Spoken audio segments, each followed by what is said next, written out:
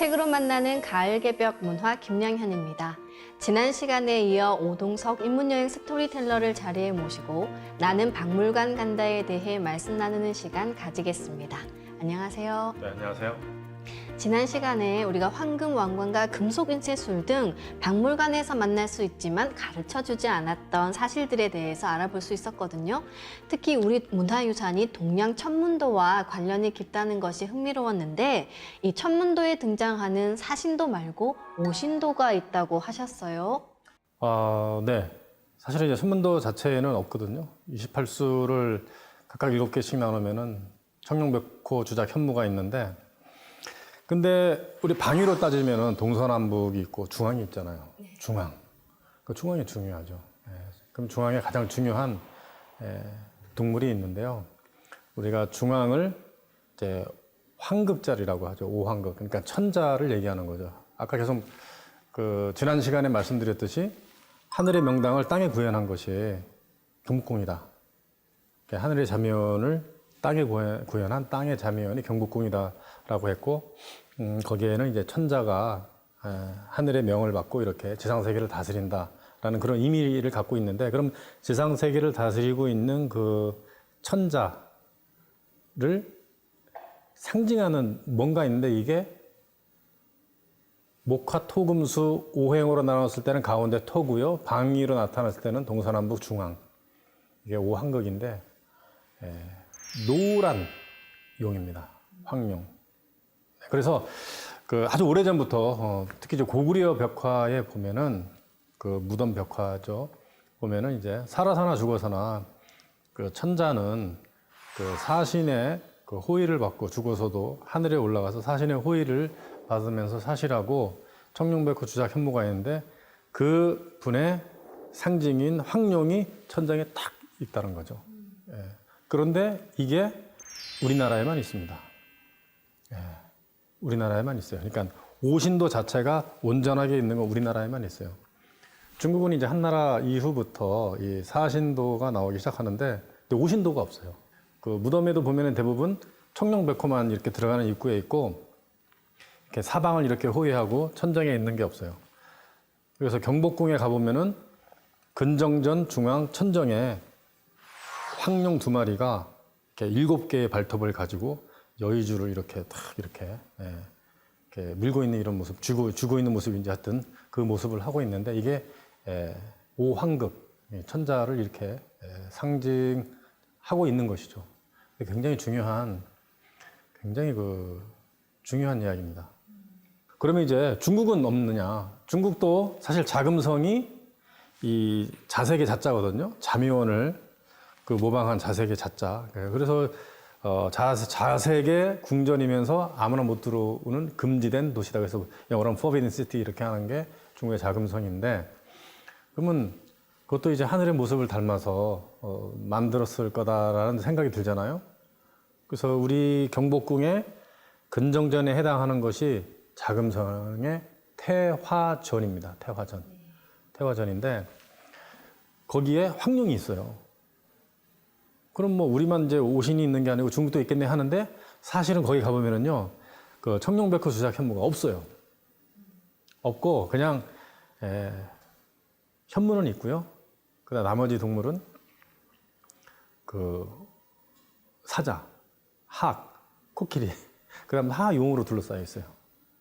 그래서 거기에서도 조차 없어요. 그러니까 이 사람들이 우주관이 우리하고는 다른지, 아니면 그 우주관 자체를 적용을 안 시킨 건지, 우리하고는 완전히 다른 모습을 갖고 있는데, 근데 우리가 천자의 상징이 이제 황룡이라서 가운데 용만 있는 게 아니고요. 사실은 도깨비도 있습니다. 누렁곰도 있어요. 누렁곰도. 그래서 이제 노란 곰이라는 그 의미는 이제 배달국 만들 때 옥녀족의 여왕을 상징할 수 있죠. 그래서 배달국 시대의 유적이 나오는 것이 중국의 요하 문명 중에서 홍산문화죠. 6,500년 전부터 약 한 5,000년 전까지의 유물이 쏟아져 나오는 곳인데, 거기 곰턱벽이라는 곰 발바닥 모습의 그런 형상들이 많이 나오는 게 전혀 신화가 아니라는 것을 이제 우리가 알 수가 있고요. 또 도깨비 형상은 또 가운데 어떻게 나오냐면, 우리가 배달국 시대에 그 천자 황제라고 하면은 이제 그 천왕을 상징을 천왕이라고 얘기를 하잖아요. 우리가 치호 천왕할 때도 천왕인데 이 천왕 자체가 원래 황제의 시작을 의미하거든요. 그래서 이제 특히 그 가장 상징적인 인물이 자오제 환웅천왕 왕도깨비이기 때문에 그분이 이제 가운데 있는 것으로 두고 어차피 그 황제이기 때문에 그래서 도깨비 형상을 가운데 두기도 합니다. 이건 뭐 굉장히 드문 현상인데 그래서 가운데 오신도 중에서 황룡도 있고 곰도 있지만 도깨비도 있다. 도깨비도 있다는 게 이제 우리 문화의 아주 핵심 중에 또 하나죠. 오신도에 동양의 고대 역사가 들어있다는 사실은 아마 이 시간을 통해서 처음 듣는 분들이 참 많으실 텐데요. 내용이 참 흥미롭습니다. 이런 동양의 천문과 지리, 문화의 원리를 모두 담고 있는 것이 바로 우리나라의 태극기죠. 여기에 대해서 말씀해 주실까요? 그렇죠. 뭐 진짜 좋은 질문을 하셨습니다. 뭐 태극기가 한때는 뭐 거리에 휘날렸는데 태극기 의미를 몰라서 이제 그랬을 수도 있고요. 자, 일단은 그 원리를 얘기하기 전에 그 태극기는 하얀색 바탕에 4개의 괴가 있고 가운데는 태극이 있습니다. 이게 무슨 뜻일까? 이것부터 이제 알고 가는 게 좋을 것 같아요. 태극기 하얀색은 우리가 가을을 상징한다 이렇게 하잖아요. 그러니까 흰색, 공명정대한 나라다라는 이름입니다. 공명정대하고 속임이 없다라는 나라인데 그 안에 태극은 뭐를 상징할까? 태극. 이거 대한 사람을 상징하거든요. 그래서 공명정대한 나라에 살고 있는 대한 사람들을 천지일월 하늘, 땅, 해, 달이 보호해 준다라는 뜻이에요. 그게 태극기의 진정한 의미 중에 하나입니다. 그래서 굉장히 그 중요한 의미를 갖고 있는 건데 태극기가 뭐 처음부터 이제 나온 건 아니고 이제 태극기의 오리지널 그 형상들은 되게 많이 있는데 이게 어디서부터 이제 시작이 됐냐 하면은 이제 복희 8개에서부터 시작이 되거든요. 국립중앙박물관 3층에 가면은 복희 여화도라고 있습니다. 그 상체 위는 사람의 몸뚱아리인데 이제 하체는 이제 뱀의 형상을 하고 있는 그런 모습을 하고 있는데 이게 그 투르판시 신장 위구르 자치주에 보면 이제 전부 사막이잖아요. 거의 사막인데 거기 그 투르판시에 가면은 아스타나 무덤군이 있어요. 아스타나 하면 우리 아사다라고 이제 거의 같은 의미인데 거기에 그 위구르 말로 아스타나 하면은 그 수도라는 뜻이래요. 수도. 뭐 거의 같은 거죠. 근데 거기에 이제 무덤에서는 전통적으로 시신을 이렇게 놓고 굴을 파죠. 굉장히 깊은 굴을 파는데 시신을 놓고 그 위에 복희 여화도를 걸어놨대요. 보라고. 굉장히 신성시하는 그 분이었기 때문에 이제 걸어놨다고 하는데 그게 이제 국립중앙박물관에 걸려져 있거든요. 근데 그 이분이 또 배달국 분이세요. 배달국. 이분이 이제 배달국 5대 태우의 환웅의 12번째 막내 아들이랍니다. 하여튼 뭐 이제 기록이 이렇게 나오는데 이분이 이제 하늘에 제국정성으로 기도를 했는데 제사를 지냈겠죠. 그러다 보니까 이제 그 천하라고 하는 물에서 그 용마, 몸뚱아리는 말인데 머리가 용인 형상의 동물이 이렇게 뛰어나오는데 그 등에 어떤 점이 막 박혀 있었다라고 합니다. 그래서 그거를 받아 내린 것이 이제 하도예요, 하도.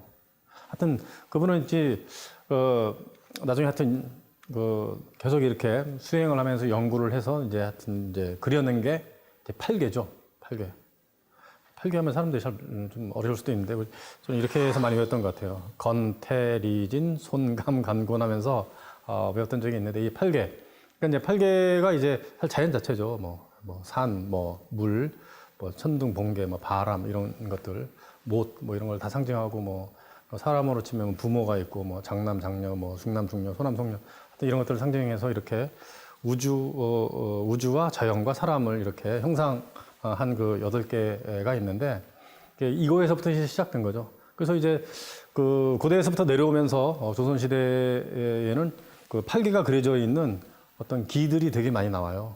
특히 이제 대장기라고 하는 이제 이런 기들도 나오는데 임진왜란 때 그 전투도 같은 데 보면 이렇게 나오죠. 둑신기 이렇게 해서 나오기도 하고 거기에서부터 시작을 해서 그 원리가 이제 태극기의 그 원 바탕이 된 거죠. 그러니까 지금으로부터 5,700년 전 우리 조상님이신 태오복귀 씨가 이렇게 그린 8개가 우리 태극기의 그 사괴의 원래 모습이고 또 그분이 이제 태극을 그려내셨거든요. 근데 그분이 이제 만든 겁니다. 전 세계에서 이렇게 우주 변화의 원리를 담고 있는 국기는 태극기가 유일한데요. 이 태극기가 제작된 과정에 대해서는 참 이견이 많은 것으로 알고 있어요. 특히 박영효가 일본에 수신사로 갈 때 이 독단으로 혼자 만들었다는 것이 또 정설로 받아들여진 적도 있었죠. 네, 그 태극기는 뭐 이렇게 박영효라는 그 한 사람에 의해서 그냥 특 이제 만들어질 수 있는 게 아니죠. 한 나라의 상징이기 때문에 상당히 신중을 기해서 이제 만들어야 되는 거잖아요. 그래서 실제로 그 고종 황제하고 그 여러 사신들하고 이 대신들하고요. 그다음 외국에서 온 그 사신들하고 의견을 교환하면서 만들었다고 합니다. 처음에 만들기 시작한 거는 그 1875년도 그 운요 사건이죠. 일본이 군함을 끌고 온 거죠. 이제 강화도까지 끌고 왔는데 여기 일본 국기가 걸려져 있었어요. 이렇게 일장기죠. 근데 걸려져 있었는데 그 남의 나라 영역을 침범했으니까 당연히 이제 전투를 했을 거 아니에요.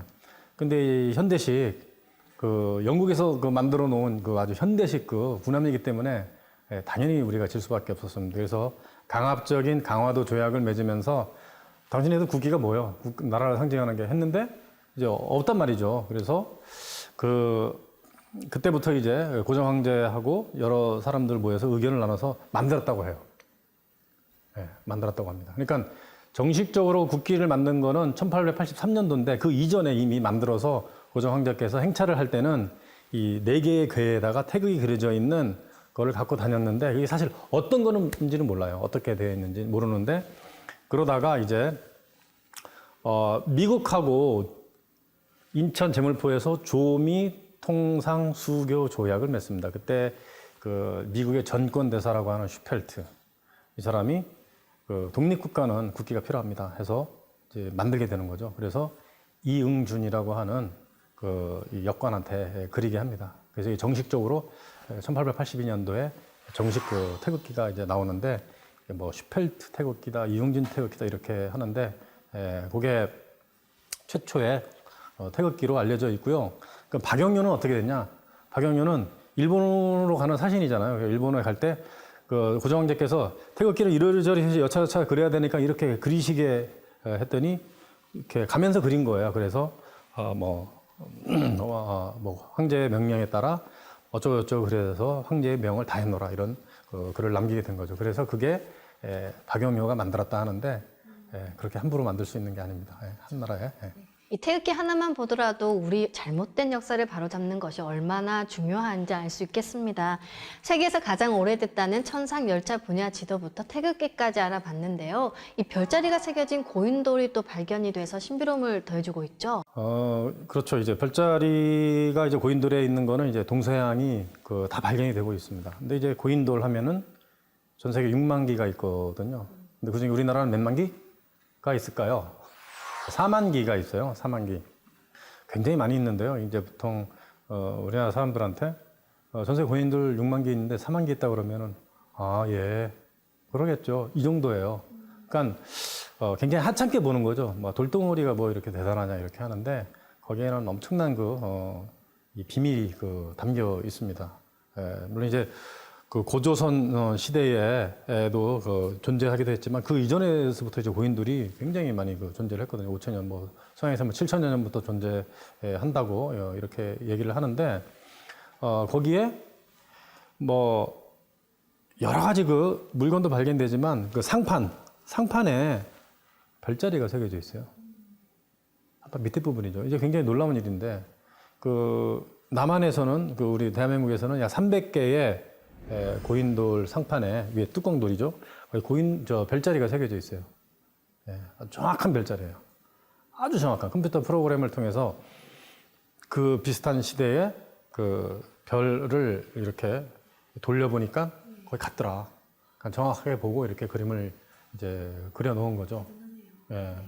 그래서 이제 그 별자리가 발견되기 전까지, 우리나라 별자리가 발견되기 전까지 사실은 가장 오래된 별자리는 바빌로니아 그 서양의 그 메소포타미아 문명의 그 국가 중에 하나죠. 이렇게 뭐 이렇게 수메르 뭐부터 해서 쭉 내려오는 이제 바빌론 그때 거기에서 나온 토지 경계비 별자리가 있는데 그게 가장 오래된 거라고 알려져 있었는데 그보다 한 1000년 더 오래된 그 별자리가 나온 거예요. 북한에도 있고 남한에도 있습니다. 그러니까 세계에서 가장 오래된 별자리가 그때부터 이제 나온 건데 엄청난 일이죠. 근데 사실 고인돌도 대충 만든 것도 아니고 고인돌 상판이 이렇게 요렇게 되어 있다면 밑에 돌도 이렇게 깎아서 꽉 맞물리게 만드는 이제 그랭이 공법으로 만들었어요. 굉장히 중요한 건데 이게 고구려에 넘어오면서 고구려의 모든 이 산성은 그랭이 공법이라고 하거든요. 그러니까 돌을 평평하게 깎은 게 아니고 돌이 이렇게 계단식으로 생겼으면 놓는 돌도 계단식으로 깎아서 하는 안전하게 했는데 그럼 옛날부터 왜 이렇게 별자리를 새겼을까? 우리 천상열차 분야에서 나왔어요. 천상열차 분야를 생각하면 이제 약간 힌트를 얻을 수 있거든요. 우리가 사람이 죽으면 돌아가셨다 이렇게 하잖아요. 어디를 돌아가셨을까? 그래서 이제 북두칠성에 있는 어디서부터 왔기 때문에 거기 돌아가신다 이렇게 얘기를 했거든요. 그래서 불과 몇 년 전까지만 해도 뭐 지금도 하는 데가 있을지 모르겠습니다. 이제 관에다가 밑에 그 칠성판이라는 걸 깔잖아요. 칠성판. 그러니까 이제 칠성판은 뭐냐면 북두칠성의 모양의 구멍을 7개를 뚫고 시신을 그 위에 놓고 그 구멍에 맞춰서 7번 이렇게 어떤 주문이라든가 이런 것을 그 글을 새겨 넣어서 묶어요. 이거 7번 염한다 그러는데 그래서 원래 오셨던 본처인 북두칠성으로 잘 올라가시라 이렇게 하는 거거든요. 근데 그런 의미가 있어요. 그래서 별자리를 그려놓은 거고 이게 고구려의 고스란히 내려와서 항상 고구려의 그 무덤에는 북두칠성이 있어요. 북두칠성이. 그게 이제 천상열차 번야지도까지 쭉 내려온 거죠. 근데 그런 엄청난 이 비밀이 있는 게 이제 고인돌입니다.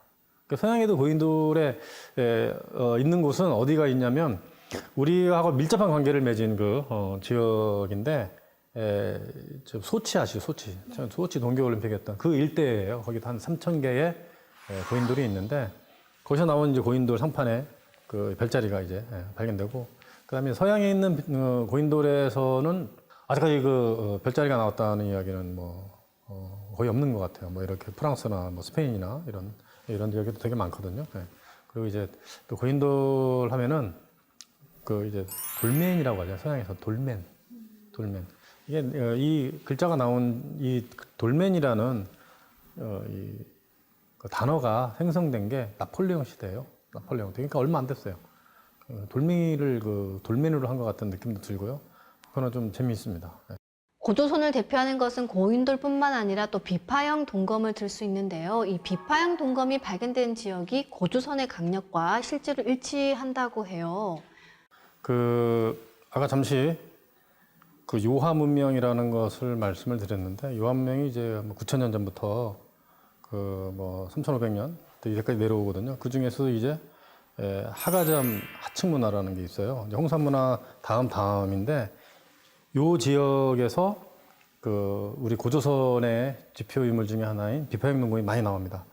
그 지역에서는 무더기로 쏟아져 나와요. 엄청 많이 쏟아져 나오는데 근데 생긴 게 이렇게 중국의 악기 비파 모양으로 돼 있어서 비파형 동검이다 하는데 사실은 이제 비파라는 악기가 나오기 훨씬 이전에 만들어진 것이기도 하고요.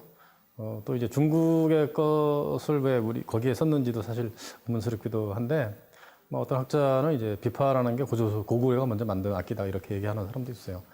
어쨌든 이 비파형 동검의 가장 논쟁은 뭐냐면 이게 의뢰용이다. 그러니까 장례를 위해서 만든 거다라는 거 하고요. 실존용이다예요. 뭐 같으세요? 잘 모르겠어요. 아, 솔직하시네요. 자, 정답은 이게 의뢰용이 아닙니다.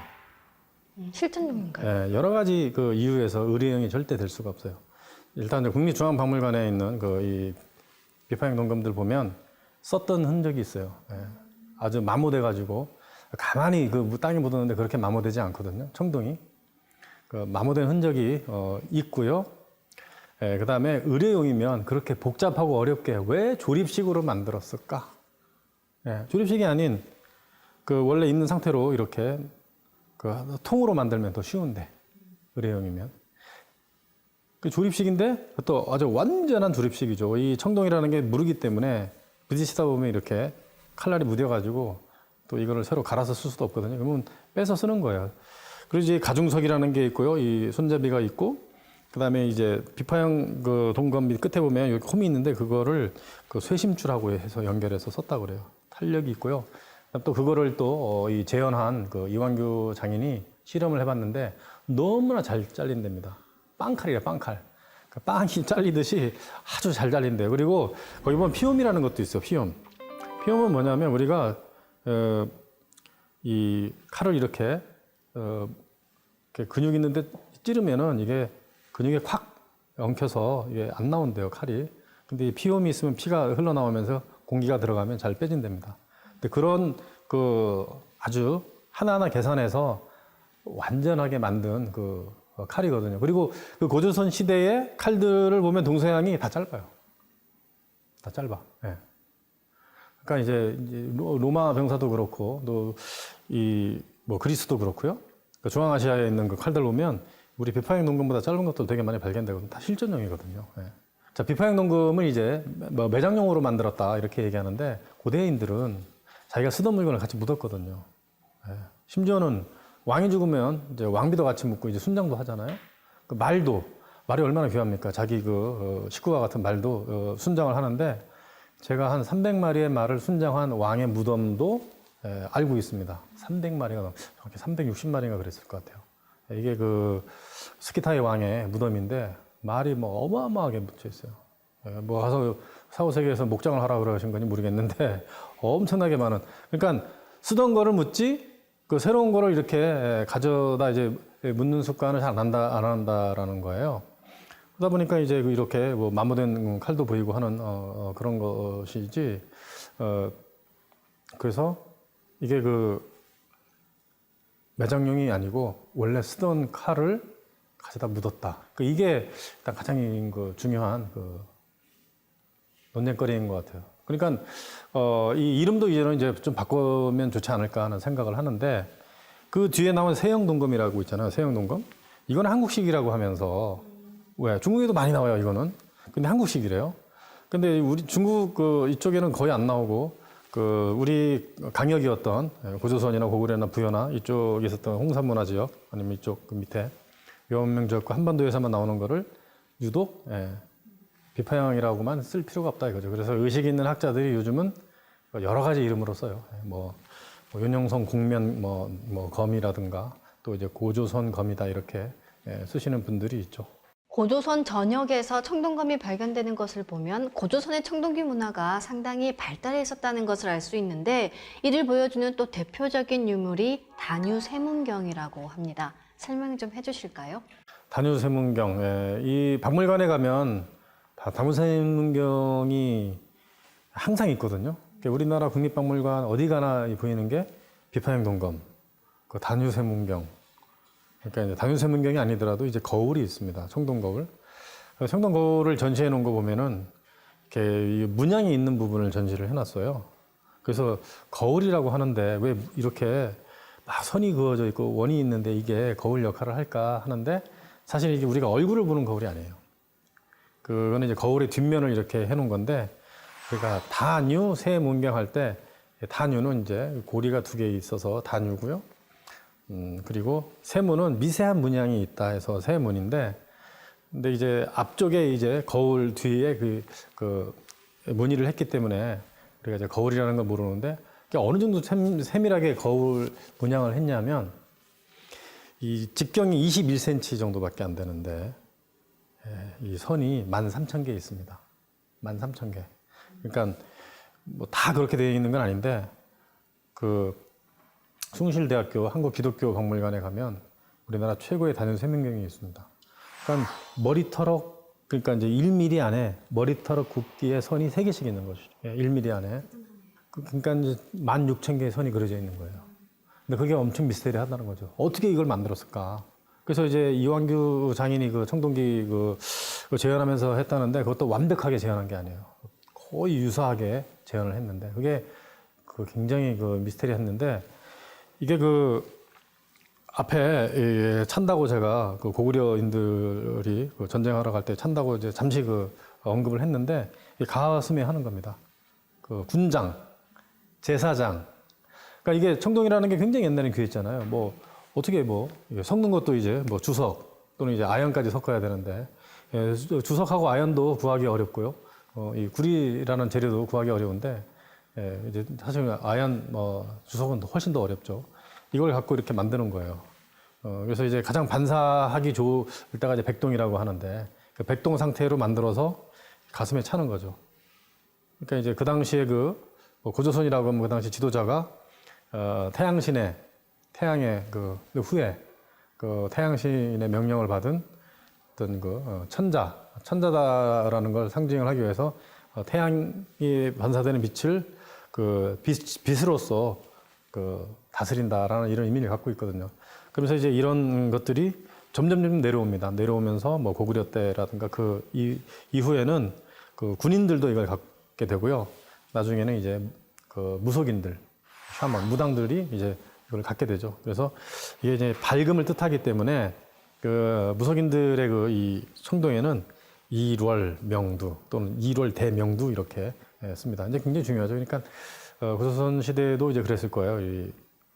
이제 이 청동거울하고 청동검하고 또 뭐 어떤 것을 이제 그 군장의 상징으로서 넘겨주거나 했는데 이제 일본도 이제 그렇게 해서 넘어간 거잖아요. 일본도 이제 청동거울, 청동검, 그다음에 고고옥을 이제 신기삼정에서 이제 넘겨주는데 일본의 청동거울은 이제 그 북두칠성은 없죠. 이제 그림이 이제 북두칠성이 그려져 있고 우리는 이렇게 해하고 달이 그려져 있는데 거기는 북두칠성이 없고 뭐 우리보다 등급이 낮아요. 그러니까 중국에도 발견이 되죠. 이제 청동거울이라는 것은. 그러니까 우리는 이제 굉장히 뭐라고 그래요? 뭐라고 그래야 되나? 하여튼 그런 거고 이제 중국은 이제 그림으로 주로 뭐 동물이라든가 어떤 그림 같은 거를 주로 이제 많이 그려놓죠. 그 조형미, 우리는 선형미. 실크로드의 어원이 고구려라고 하셨어요. 아주 고대의 서양에서 실크가 왔다 갔다 하던 길을 이 사람이 와보고 이제 지은 이름이죠. 자이텐슈트라세. 영어로 번역해서 실크로드 이렇게 됐는데 그래서 이 실구리를 싣고 왔다 갔다 하던 그 통로여서 이게 가면은 이거 실구리다 했는데 이게 실크가 됐다. 빗살무늬 토기에는 어떤 특별한 의미가 담겨져 있다면서요. 근데 이제 그 독일어권에 있는 사람이 이 무늬가 이렇게 돼 있잖아요. 이게 진짜 빗살무늬냐. 이게 만들 때 어떻게 만드냐면 이걸 누르는 거예요. 사실 눌러. 고대인들이 옥을 그렇게 숭상한 이유가 무엇인가요? 옥과 관련된 엄청나게 많은 이야기와 또 옥을 최상의 표현으로 우리가 이제 써왔거든요.